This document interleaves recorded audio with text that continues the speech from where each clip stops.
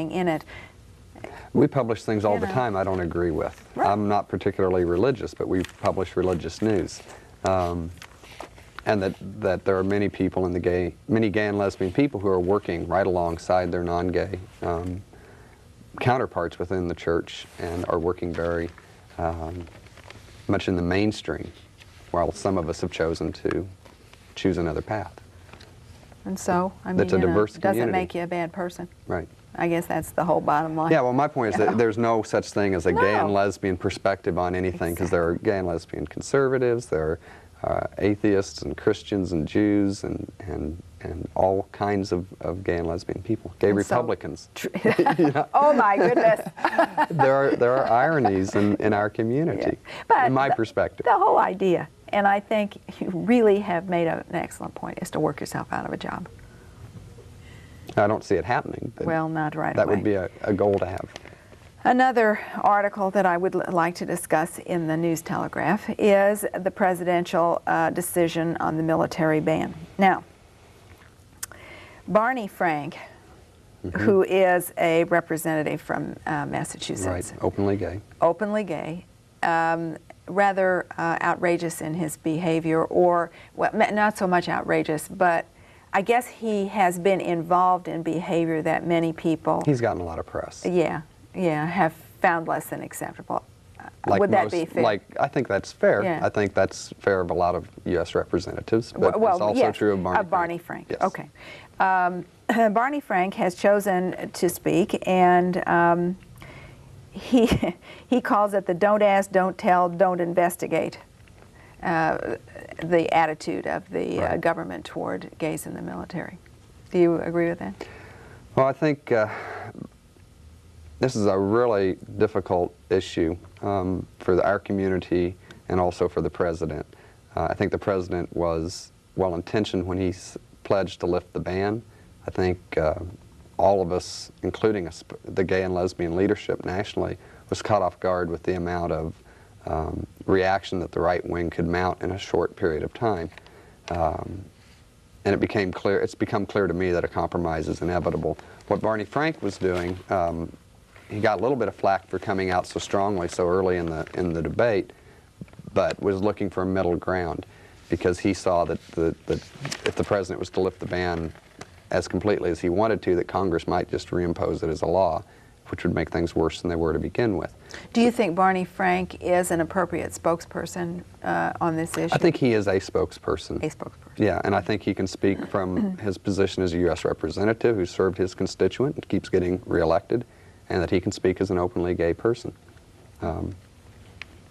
The comment here is that Sam Nunn's proposal would require a gay or lesbian soldier to practice total celibacy.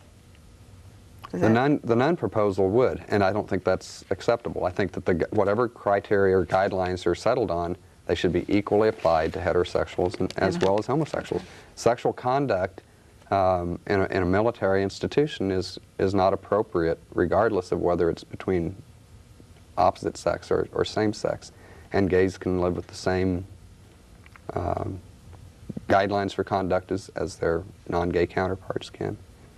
It appears to me... I think when you start regulating behavior off base on your own time, that becomes another issue, and that's nobody's business. That is not anybody's We're getting business. into things that are But I most guess I private think nature. that people are entitled to their rights as long as they don't infringe upon the rights of others. Right. So that, to me, is the bottom line for the whole thing. There's another article in here, and it says the Israeli army has openly allowed gay soldiers since 1970 when they stopped asking. You know, that's something we rarely have heard during this whole debate. Canada has lifted the prohibition against gays and lesbians serving several years ago.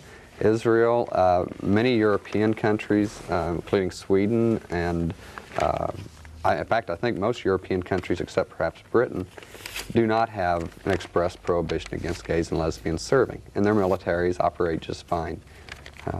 And that's one point of that argument that we seem to have rarely Nothing has heard in fallen this to debate. pieces. Yeah, and so I guess that probably it should be a non-issue. It should be. What we see is, again, the organized right wing using this as I mean, they just whip people into a frenzy over this, and their 800 lines were going nonstop with people pledging money to fight what they thought was a real threat to this Again, country. another issue to coalesce a group that Right, is to raise looking money, to be to build coalesced. power, and to, Yeah. to build mailing lists, yeah. because they want Bill Clinton out of office, and they'll do anything to do it. But you know, I think the major issue that everybody out there is saying, when is she going to talk about? And that's AIDS. AIDS frightens people. It should. And it should, yes, right. We're not saying the other way. Yeah, but you know, and for example, there are children with AIDS in school, and parents get all upset. The gay community is not the only segment of the population Absolutely that's not. afflicted. We've And been so- dealing with it longer and more directly than many people have, and I think, again, we've learned some things, but people aren't real able to hear them from us. AIDS can be prevented. We can stop the spread of AIDS if we'll talk, and there are so many restrictions put up against educating young people, especially, on how they can protect themselves from acquiring AIDS. And we're talking about people's lives here. And it's not a gay disease. It's not solely a gay issue, as is demonstrated in Africa and other parts of the world. We were the first ones here to start dealing with it. And I'm real worried that heterosexual people are still in denial about their risk for AIDS, and that the day will come when they could have prevented it. But we've got to start talking.